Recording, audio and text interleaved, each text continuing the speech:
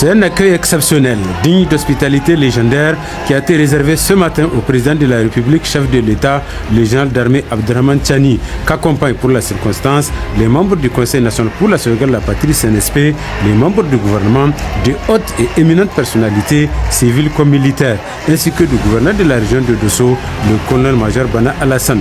Dès son arrivée, le président de la République, chef de l'État, le général d'armée Abdrahmane Tchiani, a fait un tour d'honneur à la tribune officielle pour saluer les vaillantes populations autour de l'honorable sultan de Dosso, Sa Majesté Jermoko Amadou Souna, suivi de l'exécution de l'hymne national pour l'honneur de la patrie et de l'hymne AES.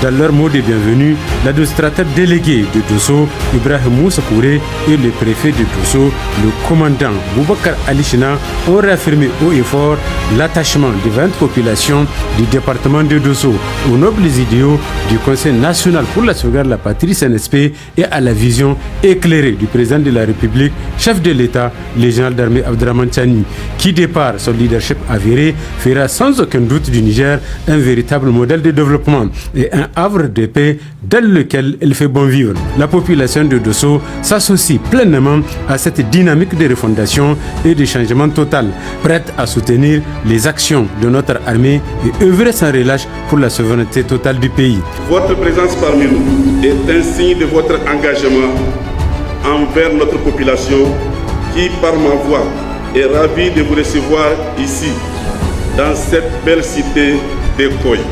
Je puis vous assurer, Excellence, Monsieur le Président de la République, que toute la population de la commune urbaine de Dosso, hier comme aujourd'hui et même demain, reste mobilisée autour des idéaux du Conseil national pour la sauvegarde de la patrie et de la vision de votre Excellence.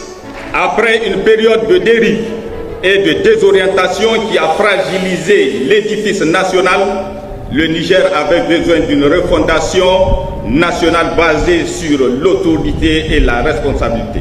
Comme le rappelle une sagesse du terroir, quand le tam-tam de l'unité résonne, tous les pieds dansent au même rythme. Votre venue, Excellence, est ce rythme, cet appel vibrant à la cohésion autour des valeurs essentielles qui fondent notre État. Il est essentiel de souligner la double réalité de notre ancrage ici. Devant vous se tiennent les responsables d'une région de Dosso, pilier de l'économie pastorale et agricole, s'étendant jusqu'aux confins pour être le véritable porte-étendard du Niger. Abondant dans le même sens, le gouverneur de la région de Dosso s'est dit honoré puis réconforté de cette visite de travail du président de la République, chef de l'État, avant de s'apaisantir ici sur quelques points saillants touchant la vie des populations et leurs préoccupations. Votre présence parmi nous aujourd'hui témoigne à suffisance que Halilé Dinon n'est pas qu'un slogan, mais tout le fondement du Niger nouveau dont les fils et les filles ont décidé comme une seule personne de prendre leur destin en main, sans aucune autre considération. Ainsi, grâce à vous, notre grand pays affirme et assume sa souveraineté partout où cela est nécessaire. Ceci n'est pas démontré, c'est une réalité quotidienne. Permettez-moi d'évoquer quelques aspects saillants de la région courant année 2025, notamment la campagne pluviale qui vient de s'achever. Globalement, la région a enregistré moins de pluie cette année que l'année dernière. Dans le cadre des préparatifs de la dite campagne, la région a bénéficié de la part de l'État des appuis en semences de qualité, toutes spéculations confondues, en engrais et aussi en pesticides. En termes de résultats de cette campagne, sur les 1974 villages agricoles, 525 sont déclarés déficitaires avec une cause des attaques parasitaires des fortes pluies accompagnées de grêle entre autres. Mais, d'ores et déjà, des dispositions sont prises afin de combler ce déficit. Nous rappelons que la région de Dosso est pleinement investie dans le programme de la grande irrigation sous votre impulsion, à travers une politique soutenue pour l'accroissement de la production céréalière, en particulier le riz, le maïs et le blé, une superficie de plus de 750 hectares, pour plus de 5 milliards investis.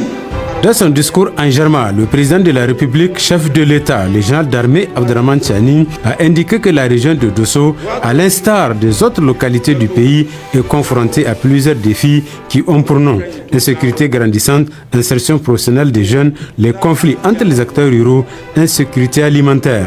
Concernant le problème des conflits entre agriculteurs et éleveurs, des dispositions pratiques concrètes ont été prises par les autorités administratives de concert avec les chefs traditionnels pour mettre fin. S'agissant de l'insécurité, le président de la République, chef de l'État, le général d'armée Abdrahmane Tchiani, a rappelé avant l'avènement du 26 juillet 2023 que le pays était confronté à de multiples atrocités, des attaques ayant occasionné des morts d'hommes, surtout dans les rangs de nos FDS. C'est le cas à Inates, China Godeur, Tongo Tongo, avec la complicité des ennemis de la nation.